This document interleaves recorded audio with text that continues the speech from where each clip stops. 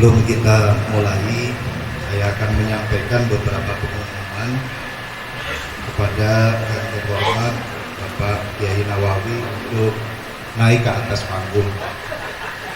Kemudian disusul dengan Bapak Kiai Haji Cecep Khairul Anwar Kakanwil Kemenak alumni Lirboyo. Mohon naik ke atas panggung. Kepada beliau-beliau kami persilahkan.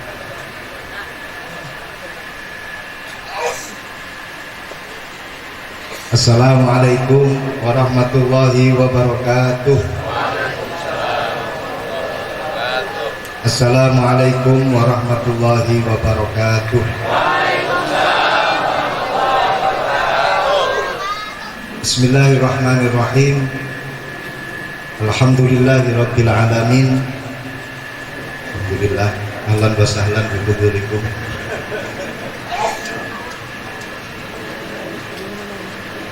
Hamdan yuwafi ni'amahu wa yukafi'u mazidah.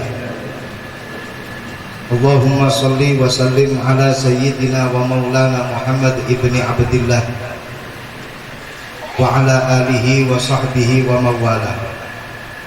Allahumma syrah li sadri wa yassir li amri wahlul 'uqdatam min lisani yafqahu qawli, amma ba'du. Hadratal muhtaramin, para habaib, para kiai, para alim ulama, para sesepuh, para bini sepuh, para ibu nyai, wabil khusus kepada beliau guru kita Romo Kiai Haji Abdullah Kafabihi Mahrus Mata'anallah bituli hayatih. Semoga beliau selalu diberikan kesehatan, keselamatan, umur panjang, beserta dengan ibu nyai yang kita muliakan, beliau panjenenganipun Ibu Nyai Zakiyah Imam Yahya Mahrus, panjenenganipun Ibu Nyai Azah, dan para kiai, para ibu nyai yang lainnya yang mohon maaf tidak bisa saya sebutkan namanya satu persatu. Sesepuh alumni yang kami muliakan, beliau panjenenganipun ada Bapak Dr. Kiai Haji Mujib Kulyubi, Kiai Haji Cecep Khairul Anwar, Kiai Haji Nawawi, dan sesepuh-sesepuh yang lain yang tidak bisa saya sebutkan namanya satu persatu. Mungkin ada sesepuh yang belum saya sebut. Ada Pak Anikus. Haji? Mas Anikus. Hah? Haji Ubaidillah, yang paling sepuh lagi ada Haji Ubaidillah. Kalau beliau ini sesepuh, katanya sekali sesep langsung melepuh. Jadi sesepuh atau kiai itu berbagi menjadi beberapa kriteria. Ada kiai yang disebut dengan kiai indoor, artinya nggak pernah kemana-mana, cuma ada di rumah. Akan tetapi dia karakternya itu seperti sumur. Sumur itu kan nggak pernah berpindah tempat, tapi orang-orang pada ngambil air ke sumur itu. Jadi dia istiqomah berada di pondok, istiqomah berada di musola, tapi banyak para tulabul ilmi yang hadir untuk mencari ilmu, menimba ilmu dari beliau. Ini namanya kiai indoor, atau dalam bahasa tradisionalnya namanya kiai sumur. Ada yang namanya juga kiai outdoor. Out itu di luar, door itu pintu, berarti selalu keluar dari pintu. Kalau kiai outdoor ini bahasa tradisionalnya adalah kiai pancur. Seperti halnya ceret. Ceret itu kalau dalam satu acara dia nggak pernah diam dalam satu tempat. Dia selalu moving dari satu tempat ke tempat yang lainnya untuk mengisi gelas mana yang kosong. Kalau gelas ini masih penuh, ini mungkin ceret nggak akan datang. Tapi kalau sudah separuh gitu, nanti ceret pasti akan datang. Ini namanya kiai pancur. Jadi dia nggak pernah menetap dalam satu tempat, tapi dia selalu berputar untuk memberikan tausiah, memberikan mau'izah, memberikan ilmu kepada masyarakat. Ini namanya adalah kiai outdoor atau yang disebut dengan kiai ceret, kiai pancur. Ada kiai yang namanya itu kiai atur, pilih nomor sekian, insya Allah dakhalal jannah.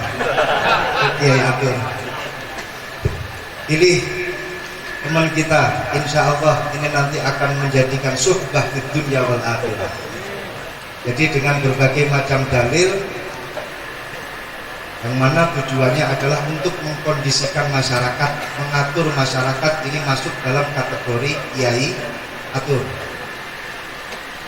Kiai yang seperti ini juga dalam bahasa milenialnya disebut dengan kiai dar-der-dor. Jadi pilih nomor sekian, insya Allah kita di dunia hasanah, wa fil akhirati hasanah, wa fi kulli syai' hasanah. Ini kiai dar-der-dor. Ada yang lebih ekstrim lagi yang namanya kiai sembur. Jadi sekali sembur satu amplop, sekali sembur untuk pengobatan penyakit dan lain sebagainya. Dan yang paling ekstrim lagi adalah kiai kasur, mana dia memiliki koleksi kasur yang banyak beserta dengan bantal dan gulingnya. Ini Kiai Mujib Kulyubi, kira-kira menurut kalian ini masuk dalam kategori kiai yang mana? Hah? Kasur? Kalau Kiai Nawawi kira-kira masuk kategori yang mana?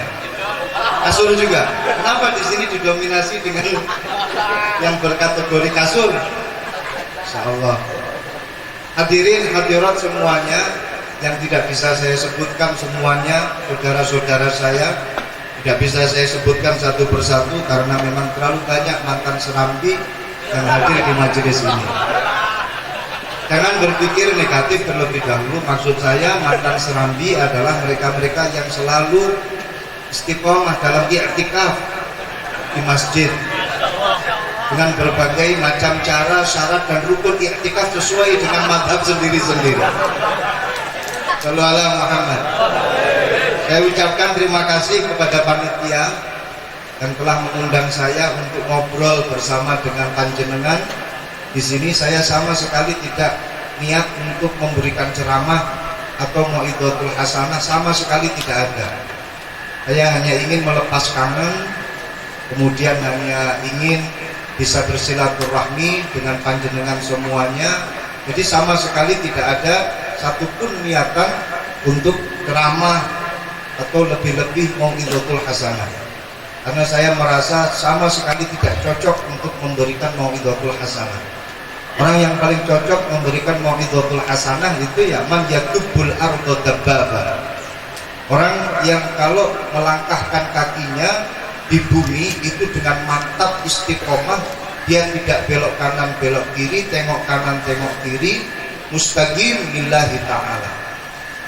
Kalau saya ini kan ketika melangkah masih tengok kanan tengok kiri, mana yang bening dan mana yang manis, tengok kanan tengok kiri. Saya kira kita semuanya sama lah nasibnya.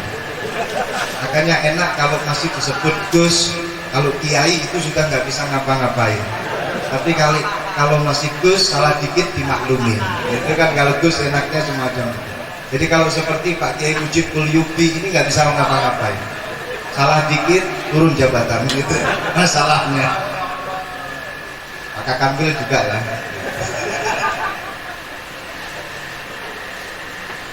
Alhamdulillah, saya sama sekali tidak ada satu niatan untuk mau'izah atau untuk memberikan ceramah. Saya hanya ingin sharing, saya hanya ingin ngobrol dengan panjenengan semuanya. Terima kasih kepada panitia yang sudah memberikan saya waktu untuk bisa bersilaturahmi dengan saudara-saudara dari Pondok Pesantren Lirboyo dengan berbagai macam tatanan acara, rundown acara yang disusun oleh panitia, mulai dari peringatan Maulid, agak sana dikit saja, kemudian Maulid Nabi, kemudian jausanan, terus apa lagi Pak? Hari Santri, terus ramah tamah, terus mayoran dan lain sebagainya. Ini luar biasa. Banyak acara dijadikan satu. Saya kira ini adalah kecerdasan panitia dalam mengefektifkan anggaran. Mestinya kalau satu persatu dipreteli, mestinya budgetnya itu bertambah. Tapi karena saking cerdasnya panitia, akhirnya banyak acara dijadikan satu. Enak gitu loh. Sekali dayung beberapa pulau terlampaui. Saya yakin kecerdasan panitia ini didapat dari pondok pesantren. Yakin gitu. Karena faktor yang menyebabkan orang itu bisa cerdas ada beberapa faktor. Kira-kira ada 9 faktor. Saya akan menyebutkan 3 saja. Nanti yang 6 akan saya sampaikan ketika saya diundang lagi. Yang pertama adalah genetik. Orang itu bisa cerdas kalau memang dia itu keturunan orang cerdas. Yang kedua itu adalah stimulasi, dimana ketika sering diajak ngobrol, diajak untuk diskusi, maka lama-kelamaan otaknya akan terasah, terus kemudian dia bisa menjadi cerdas. Kemudian yang ketiga adalah environment.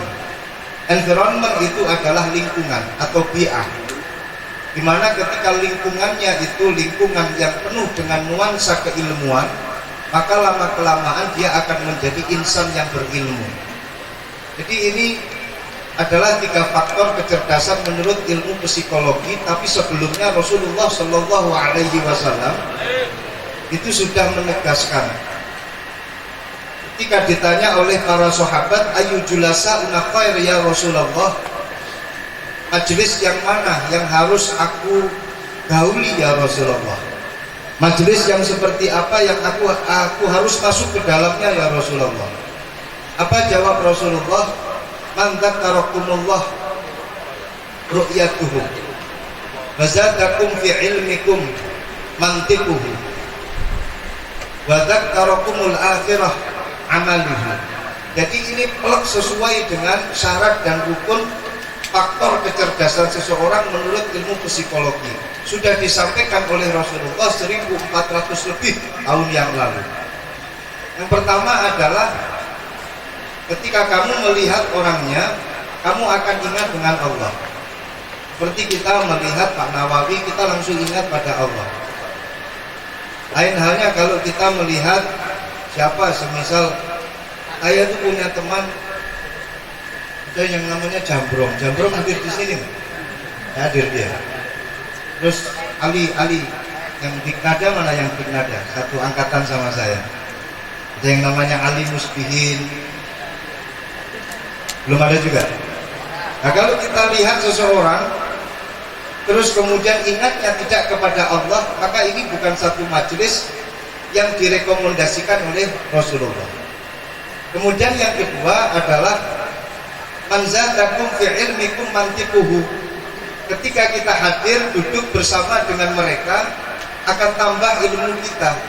Duduk 5 menit tambah ilmu 5 kg. Duduk 10 menit tambah ilmu 5 ton, dan begitu seterusnya. Lain halnya kalau kita duduk sama seseorang baru 5 menit 400 tetangga sudah habis digosikin. Ini bukan satu majelis yang harus kita masuk ke dalamnya. Kemudian yang ketiga, singkat saja, man dzakarakum fil akhirah amaluhu. Ketika kita berinteraksi dengannya dan melihat tingkah lakunya, aliyahnya, maka kita pasti akan ingat dengan akhirat. Seperti yang kita saksikan di depan kalian ini, selain yang sebelah kiri kalian, 2 insan mulia ini kita lihat beliau-beliau itu langsung kita ingat pada akhirat. Entah itu ingat surganya atau nerakanya, wallahu a'lam. Yang penting ingat akhirat. Jadi karena 3 hal itu, maka majelis yang seperti ini kita harus masuk ke dalamnya. Dan semuanya itu ada di pondok pesantren. Di sini ada wali santri yang hadir. Saya juga ingin menegaskan kepada wali santri bahwa putra-putri panjenengan ketika di pondok pesantren, saya yakin keluar dari pondok pesantren pasti keluar jadi orang, yakin itu. Sudah nggak usah khawatir, keluar dari pondok pesantren akan menjadi orang seutuhnya. Dia tidak akan minus sedikit pun, separuh kambing atau separuh sapi tidak akan mungkin. Jadi 100% pasti akan jadi orang. Artinya maksud saya orang-orang betulan, rojulun hakikiyun, gitu loh. Yaitu seorang rojul yang hakiki, kalau kau memang rojul. Kalau kau memang mar'ah, ya mar'ah yang hakiki ya, gitu. Ini maksud saya. Semuanya faktor-faktor kecerdasan ini bisa kita temukan di pondok pesantren. Masya Allah. Saya akan menegaskan satu atau dua contoh dari apa yang akan menjadikan seseorang itu cerdas gara-gara nuansa yang ada di pondok pesantren. Di pondok pesantren, untuk megang mic ketika jam'iyah ini adalah perjuangan yang luar biasa.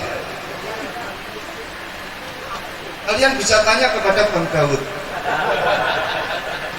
bagaimana beliau menjadi satu sosok yang saat ini kita kenal lihai dalam memegang mic, karena memang ada pengalaman dulu sering pegang mic ketika di pondok pesantren. Dan megang mic di pondok pesantren atau naik ke atas podium di pondok pesantren ini perjuangan yang luar biasa. Bagaimana tidak, baru saja disebut namanya sudah diteriakin macam-macam, shock terapi terlebih dahulu. Kemudian ketika naik ke podium belum aja ngomong, baru saja akan mengutarakan salam, ini gojlokan sudah luar biasa. Sehingga kalau tidak memiliki mental yang luar biasa, dia pasti akan down dan hilang semua hafalannya.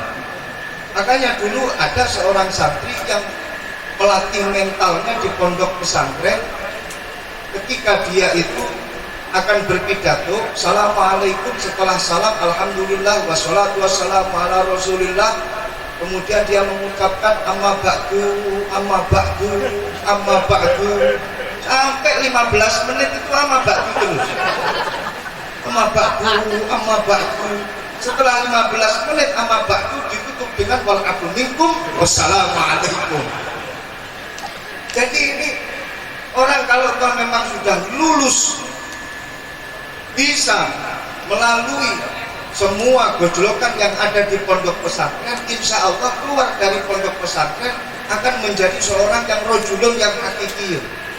Jadi saya pesan kepada para wali santri, jangan didengarkan ketika santri-santri atau putra-putri kalian ketika di pondok pesantren memanja, terus kemudian bilang pengen boyong. Kenapa? Saya di sini dibully macam-macam oleh teman-teman. Bullying yang ada di pondok pesantren memiliki jutaan hikmah. Jadi nggak usah khawatir. Dibully di pondok pesantren itu tidak dalam rangka untuk mengedownkan mental mereka, akan tetapi justru untuk menaikkan mental mereka. Dan subhanallah, alumni pondok pesantren selalu bisa hidup di dalam semua keadaan, di dalam semua lingkungan, dan bisa hidup dengan segala profesi. Seperti ini yang profesinya membingungkan karena statusnya itu pun juga membingungkan. Ada seorang alumni santri, dia juga seorang pejabat, bisa dikatakan umara, dan juga termasuk ulama. Ya seperti Kakak Bel ini, bingung statusnya. Umaron iya, ulama iya, juga punya pesantren. Dan ini kalau bukan jebolan pondok pesantren, tidak bisa memiliki jiwa-jiwa silumanisme di dalam tubuh. Susah kayak gini. Tepuk tangan gak apa-apa, saya gak masalah kok kalau ditepuk tangan. Jadi bisa menciptakan kader-kader yang multifungsi, multitalenta, dan multiguna. Yang penting bukan multivision itu saja. Kenapa dikatakan seperti ini? Ya semua penggodokan, kaderisasi, briefing dan lain sebagainya itu ada di dalam pondok pesantren. Semuanya ada di situ.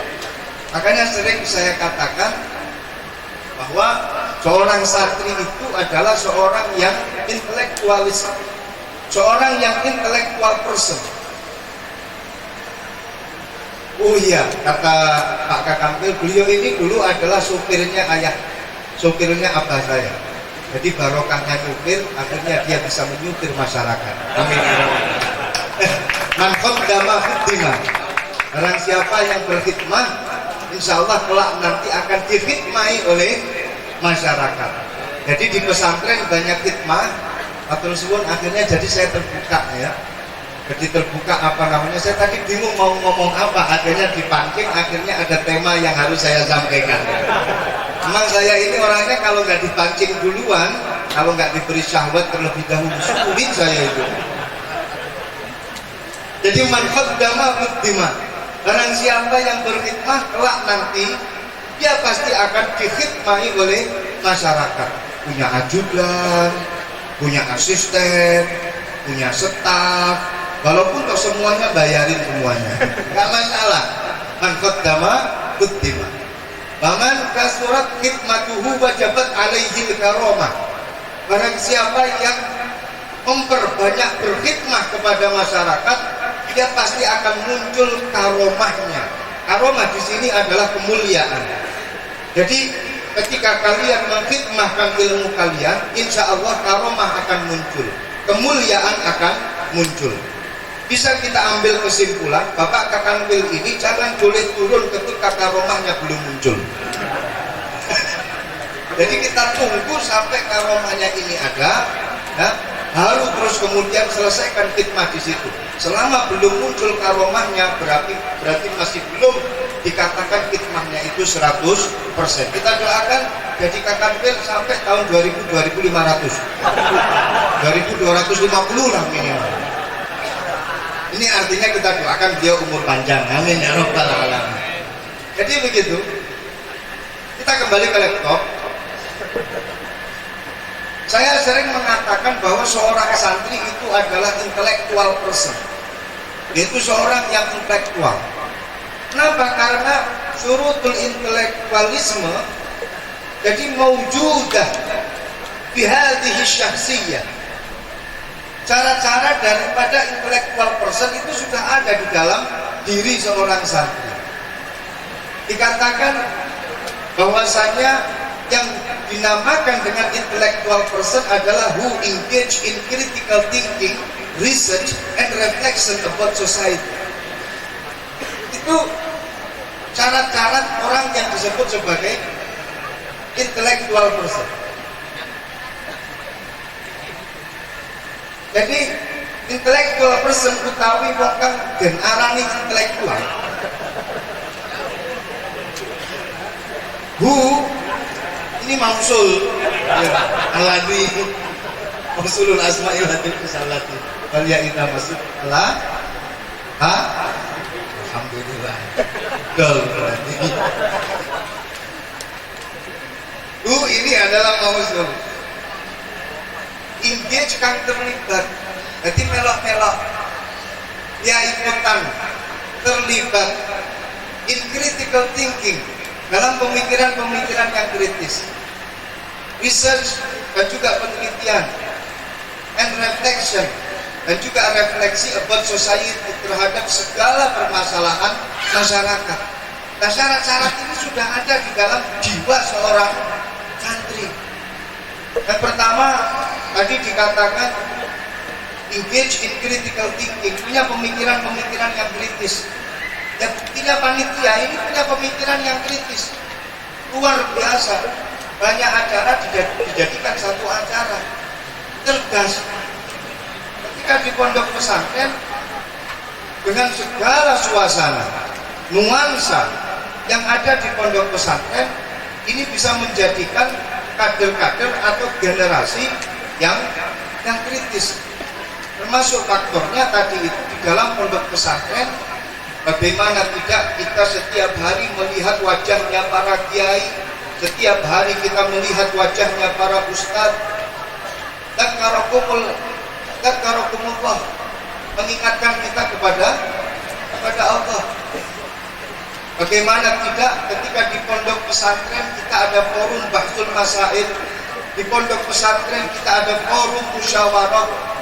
Ini akhirnya bisa menjadikan kita zadakum fi ilmikum mantiquhu, bisa menambahkan keilmuan kita ketika kita sering dan selalu berada di pondok pesantren. Semakin lama di pondok pesantren, insya Allah semakin jadi orang juga. Bagaimana tidak bisa menjadi cerdas, bisa menjadi seorang yang intelektual, karena setiap hari di pondok pesantren kita melihat bagaimana aliyahnya ustadz kita, bagaimana kita melihat aliyahnya mustahik kita, melihat aliyahnya munawwir kita, melihat aliyah kiai kita. Zadakum dzakarakum al-akhirah, dzakarakumul akhirah amaluhu. Ketika kalian berinteraksi, melihat kepada beliau-beliau, maka akan menambah keingatan kalian kepada akhirat. Maka di pondok pesantren ini, pola pendidikan yang ada di dalamnya ini adalah pola pendidikan Islam secara komplit. Pola pendidikan Islam secara komplit. Jadi kalau dalam ilmu tarbiyah, yang namanya pendidikan Islam, walaupun kalau itu adalah term Indonesia, tapi di dalamnya itu mencakup 3 hal. Yang pertama adalah taklif, yang kedua adalah takdib, yang ketiga adalah tarbiyah. Masuk di dalam pendidikan Islam. Taklim adalah ini yang disebut dengan transformasi keilmuan. Takdib di dalamnya adalah pendidikan adab. Kemudian tarbiyah di sini artinya adalah pendidikan untuk menjadikan dia sebagai seorang yang rajulun hakikiyun. Itu tarbiyah. Ini sudah ada lama sekali, ratusan tahun yang lalu, dimunculkan oleh para ulama-ulama salaf kita, ya, dimunculkan oleh para pendahulu-pendahulu kita. Beberapa tahun yang lalu muncul satu teori pendidikan yang dinamakan dengan taksonomi Bloom, di mana dalam pendidikan harus ada 3 perkara, yaitu kognitif, afektif, dan psikomotorik. Akan tenanan bisa jawab ini. Dapat sepeda, panitia siapkan sepeda. Kognitif, afektif, dan psikomotorik.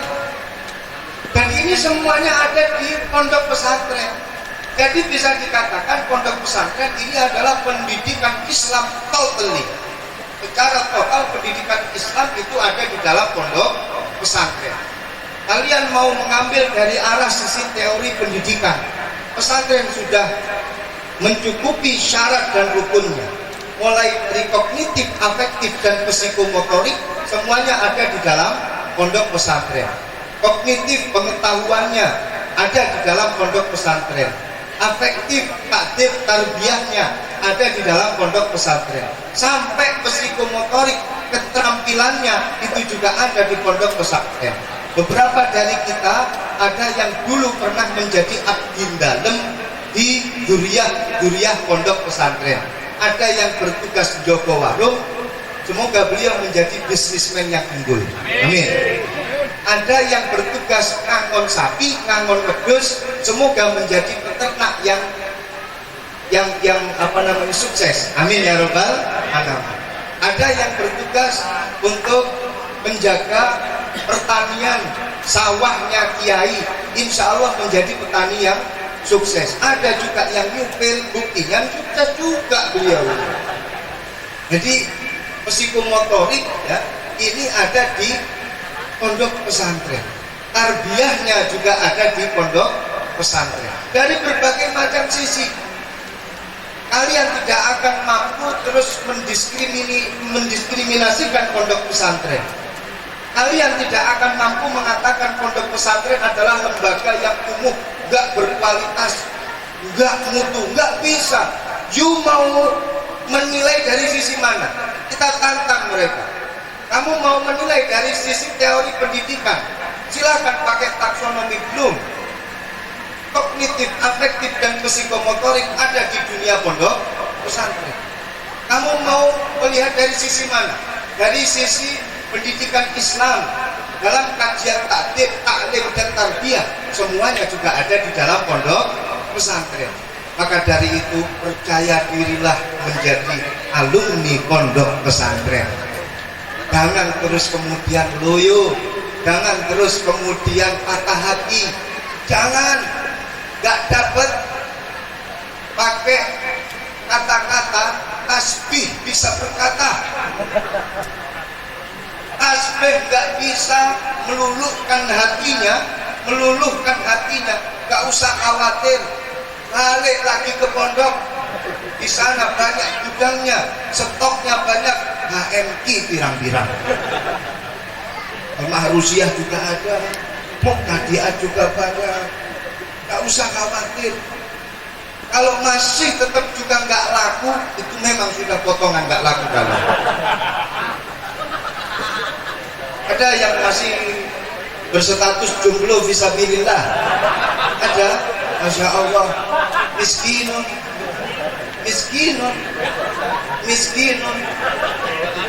rajulun laisa lahu zaujah,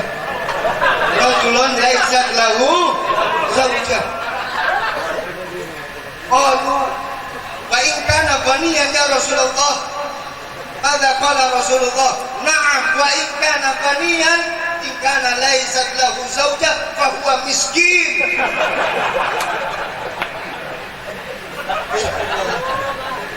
Inna lillahi wa inna ilaihi raji'un. Akhir zaman, kiamat sudah dekat. Dajjal turun dalam keadaan jomblo. Jangan kau samai Dajjal.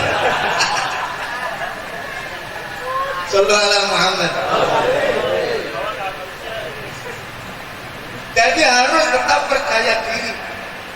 Menjadi seorang santri harus percaya diri. Makanya sering saya sampaikan apa yang didawuhkan oleh Mbah Kiai Mahrus, mumpung nang pondok mulai ke masyarakat ngaji ngedek gambar ora iso mangan ketoken kupingku. Garansi yang luar biasa dari seorang kiai, guru kita, menggaransi kita. Ketika kalian mempeng di pondok, pulang terjun ke masyarakat, kok nggak bisa makan, potong kuping saya. Ini dawuhnya Mbah Kiai Mahrus Ali. Mbah Kiai Jazuli kosong pernah dawuh, mempeng di pondok, pulang ora iso makan, suweken cangkemku. Masya Allah, ini bukan garansi yang abal-abal, ini luar biasa. Walaupun saya pun juga bisa menggaransi kalian, mempeng di pondok mulai ora payu, ora iso mangan, bali o pondok maneh. Ini kalau saya nggak berani potong kuping sampai apa namanya suweken cangkemku, bukan makomnya. Kalau saya inti nggak laku, balik lagi ke pondok lagi kalau. Apa sih gak payu? Le, bareng karo aku sampai ya.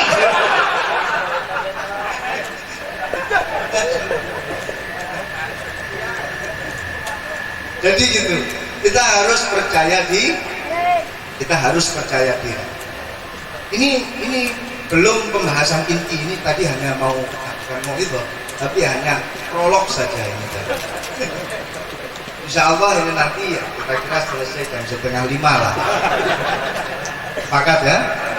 Nanti saya paling 15 menit selesai, diganti Pak Nawawi, Pak Dulubi. Insya Allah jam 4:30. Insya Allah ikhlas ya. Ikhlas lah, harus ikhlas. Hadir di acara maulid, hadir di acara pengajian, apalagi bersama dengan guru kita, semuanya yang hadir harus ikhlas. Innallaha la yu'ti 'abdahu 'ilman illa wa huwa syakirun. Kita harus bersyukur. Barang siapa yang hadir di majelis ilmu, bersama dengan guru-guru kita. Kalian kok tidak syukur? Maka apa kata Sayyidina Ali? Innallaha la yu'ti, innallaha la yu'tihi ilman. Dia tidak akan mendapatkan ilmu yang manfaat. Makanya walaupun toh acaranya semacam ini, kalian harus tetap bersyukur.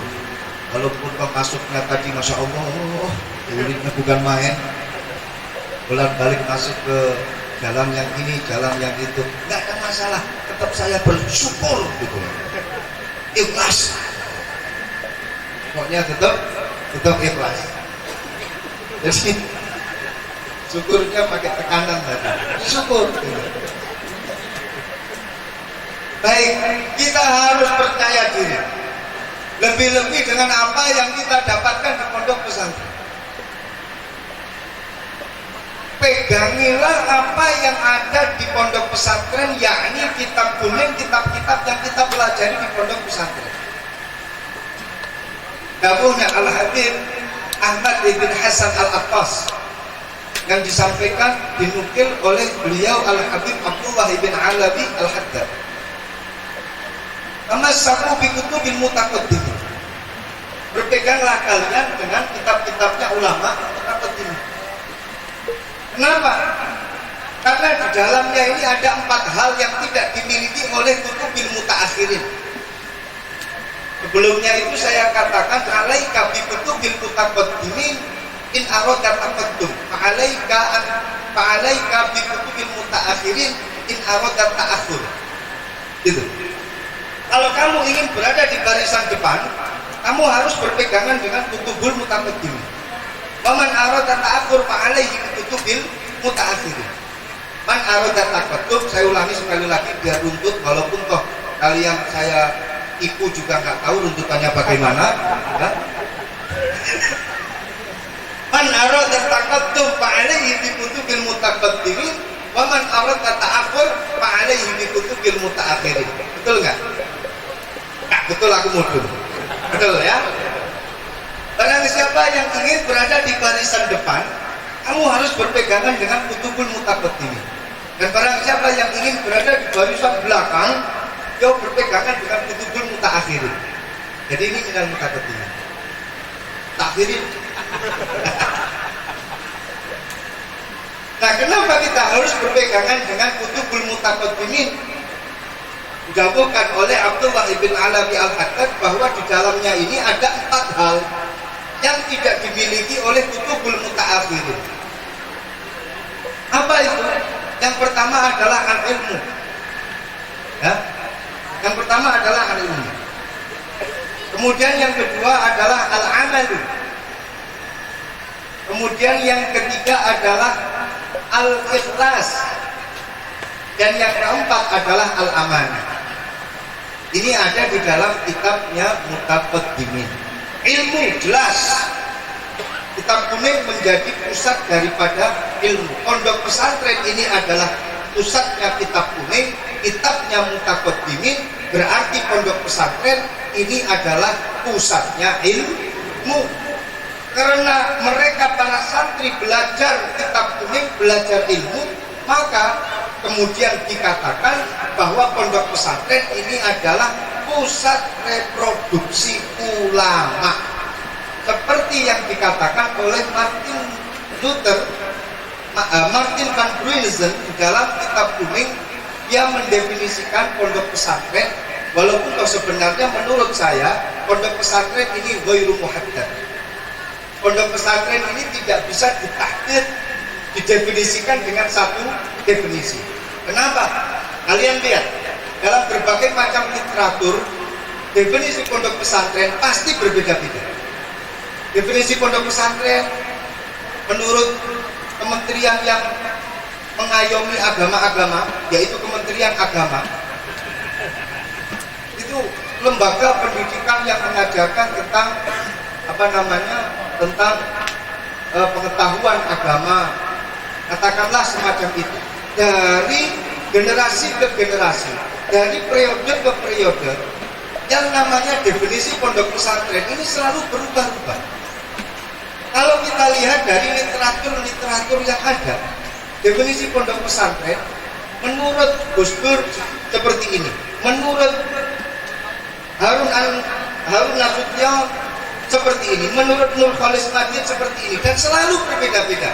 Nggak ada yang kemudian hanya satu definisi. Seperti definisi an-nikah lughatan ad-dhammu, itu nggak ada. Kalau pondok pesantren itu nggak ada. Baik itu secara lughatan atau istilahan, pasti berbeda-beda. Nah, kalau an-nikah kan kita sepakat, ya kan? An-nikah lughatan, nah, mesti hafal kabeh. Jadi kenapa semacam ini? Karena ketika ada seseorang mau mendefinisikan pondok pesantren adalah lembaga pendidikan yang mengajarkan pendidikan agama, ternyata ada pondok pesantren yang tidak hanya mengajarkan pendidikan agama, tapi juga mengajarkan wawasan umum. Akhirnya ada yang berusaha menambahkan satu definisi lagi, bahwa pondok pesantren itu adalah lembaga pendidikan yang mengajarkan agama dan wawasan umum. Tapi seiring dengan waktu, ada pondok pesantren yang tidak hanya mengajarkan pendidikan agama dan wawasan umum, juga mengajarkan tentang keterampilan. Santrinya disuruh ngangon sapi, ngajinya 20%, ngangon sapi ini 80%. Sementing ada ngajinya. Santrinya disuruh jualan dalam rangka untuk meningkatkan mutu psikomotoriknya. Akhirnya bingung ini, apa sih sebenarnya pondok pesantren? Makhluk apa sih sebenarnya pondok pesantren?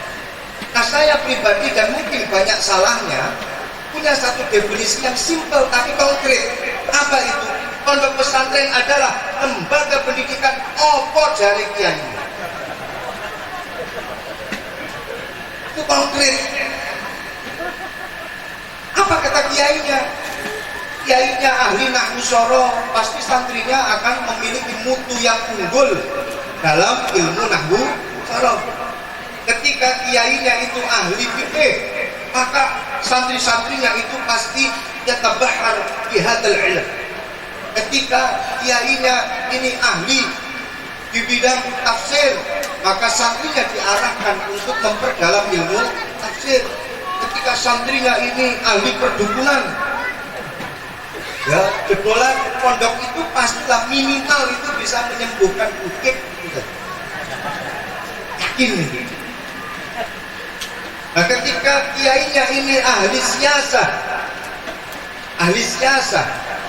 ya pastilah santrinya itu nanti akan memasuki ruang-ruang yang strategis dalam lembaga-lembaga pemerintahan, yang mana semuanya itu dalam rangka untuk isyiar dari i'la'i kalimatillah. Nah, yang repot ini ketika kiainya ini ahli kasum. Ini yang repot ini. Naudzubillah min dzalik. Jadi yang dinamakan dengan pondok pesantren seperti tadi. Mohon maaf, ini tadi saya potong. Saya akan kembali bahwa yang namanya pondok pesantren menurut Martin itu yang pertama adalah pusat reproduksi ulama. Yang kedua, menurut dia pondok pesantren ini adalah tempat transformasi keilmuan. Dan yang ketiga, pondok pesantren ini adalah the guardian of tradition, yaitu penjaga tradisi. Ini yang tidak dimiliki oleh lembaga-lembaga selain pondok pesantren. Karena kalau di luar pondok pesantren, yang penting sudah transformasi keilmuan, guru dapat gaji, selesai. Tidak diurus ini bagaimana menata kader, bagaimana menata generasi. Kelak dia nanti akan jadi apa, posisinya bagaimana, ya? Nggak ada planning yang seperti itu. Planning yang ada seperti ini hanya di dunia pondok pesantren. Tepuk tangan untuk pondok pesantren. Kok nggak ada suaranya dari tadi? Ini kalian menikmati, menghayati atau mengelamuni? Hah? Matanya ke depan, saya nggak tahu arah pikirannya kemana. Saya mohon jangan dibayangkan, karena saya sudah punya bayangan hidup. Lanjut. Jadi begini, Ini yang menjadi ciri khas yang luar biasa. Pondok pesantren ini adalah the guardian of tradition. Jadi ya ini adalah pengawal tradisi. Pengawal tradisi. Di mana lembaga-lembaga lain nggak punya yang seperti ini. Punyanya transformasi keilmuan, ya. Punyanya adalah reproduksi intelektual person, dia punya. Tapi kalau the guardian of tradition, ini yang punya adalah pondok pesantren. Maka dari itu kita belokin sedikit apa tadi yang didahulukan oleh Abdullah bin Alawi Al-Haddad.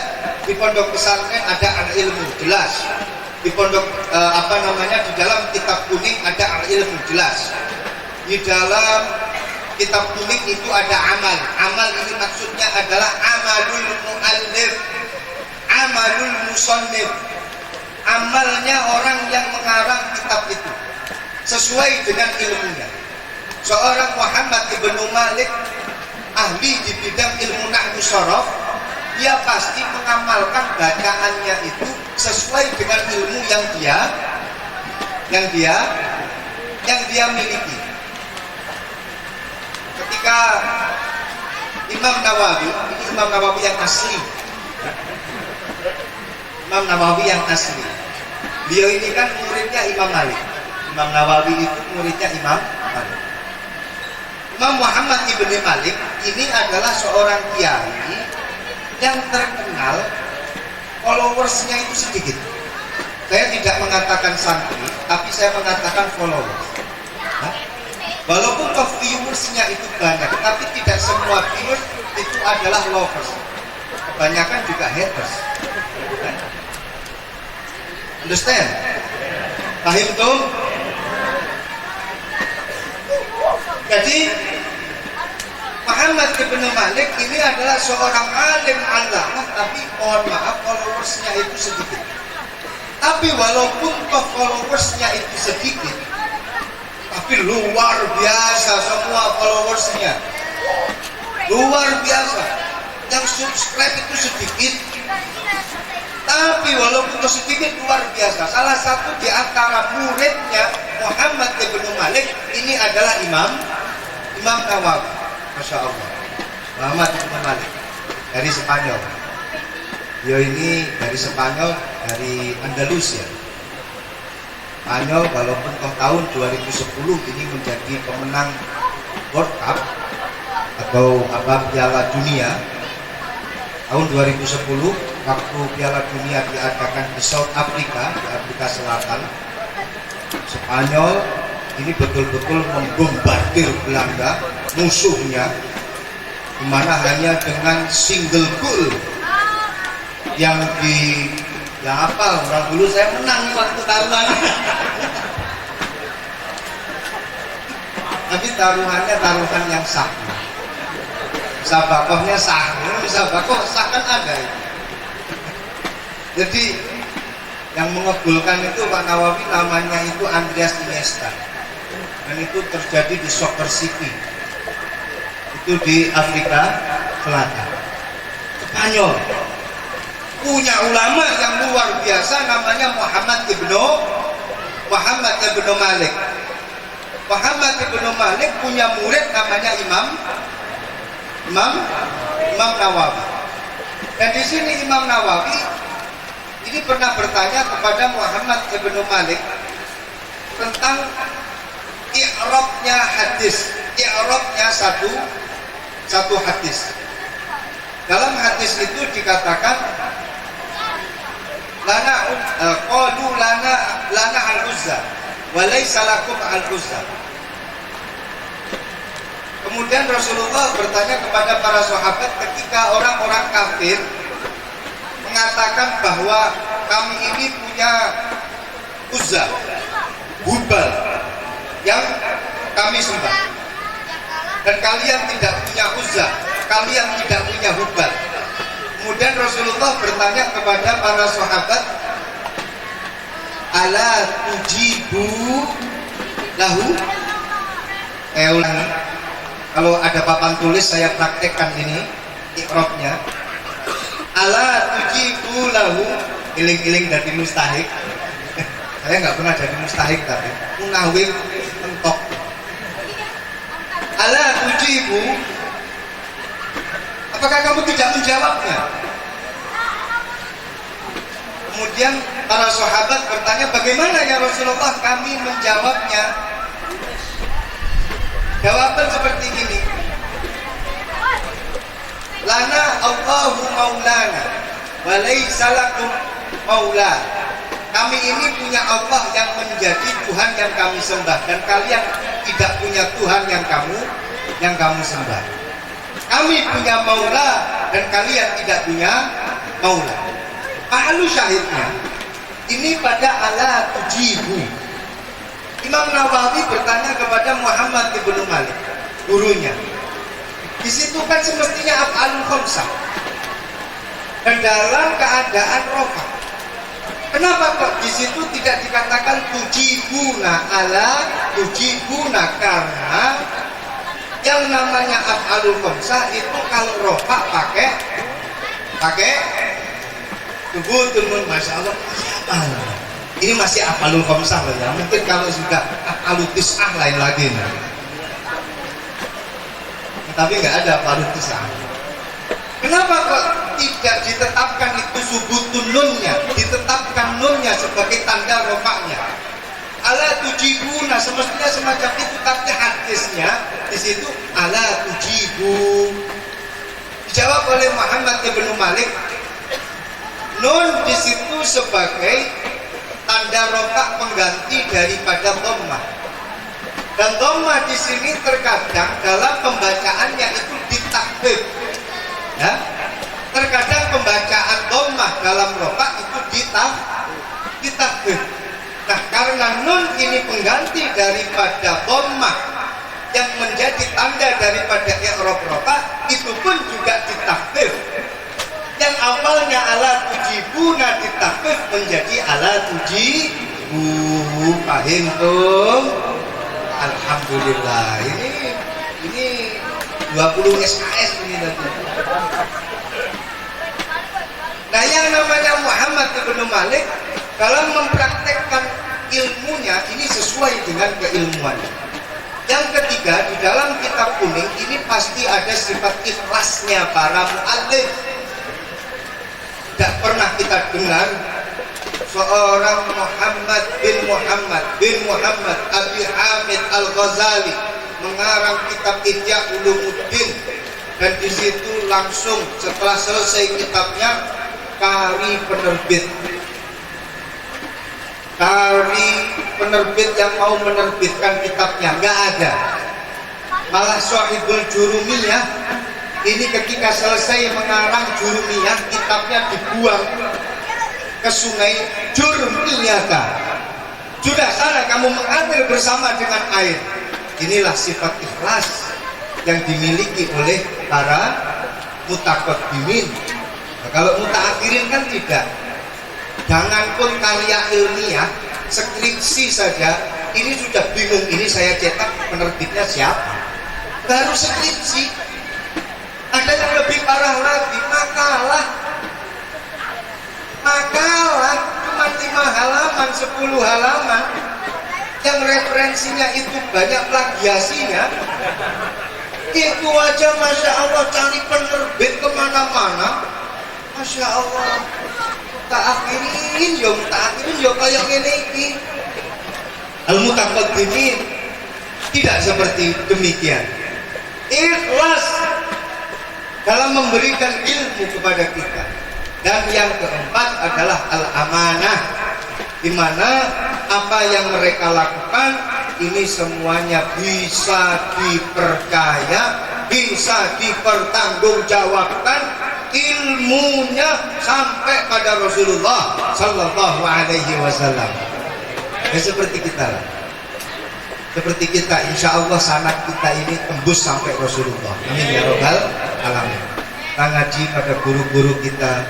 Guru kita ngaji pada Mbah Kiai Kapabihi Ma'rus, ya Kapabi kepada Mbah Kiai Dimyati, Mbah Kiai Dimyati pada Mbah Kiai Ma'rus, Mbah Ma'rus pada Mbah Kiai Abdul Karim, Mbah Kiai Abdul Karim pada Mbah Kiai Khalil Bangkalan, kemudian Mbah Kiai Khalil Bangkalan pada Mbah Kiai Mahfud Termas, Mbah Kiai Mahfud Termas ada Mbah Kiai Nawawi. Nawawi mana?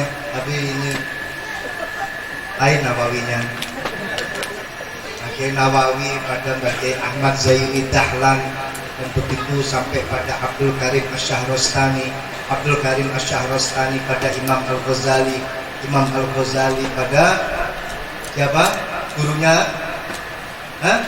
Al-Ghazali. Siapa gurunya? Imamul Haramain Al-Juwaini. Al-Juwaini ini adalah murid daripada Imam. Ayo, Imam Juwaini, Imamul Haramain. Muridnya siapa? Yang tahu jawabannya angkat tangan, boleh pulang duluan. Imam Haramain Al-Juwaini murid daripada Imam Asy-Syafi'i. Lanjut terus sampai Sayyidina Ali, sampai Rasulullah Sallallahu Alaihi Wasallam. Jadi sekali lagi, percaya dirilah dengan status kita sebagai santri. Profesi apa saja yang kita lakukan, jangan sekali-kali melunturkan alma mater santri dalam tubuh kita. Kita mau jadi apa saja, pejabat, kita akan jadi seorang anggota Polri, kita akan menjadi anggota TNI, ada yang jadi politisi, ada yang jadi bisnismen, apa saja, ada yang jadi-jadian. Tapi yang paling penting adalah jiwa santri ini harus tetap berada di dalam tubuh kita. Begitu hadirin, hadirat, zumiyin, zumiyat, virtualiyin, virtualiyat yang bisa kami sampaikan. Walaupun kalau ini tadi belum masuk pada tema maulid, ya, mohon maaf, ini kurang panjang waktunya. Nanti lain waktulah kita sambung. Sepakat? Sepakat? Alhamdulillah, demikian yang bisa kami sampaikan. Wal 'afwu minkum. Wassalamualaikum warahmatullahi wabarakatuh.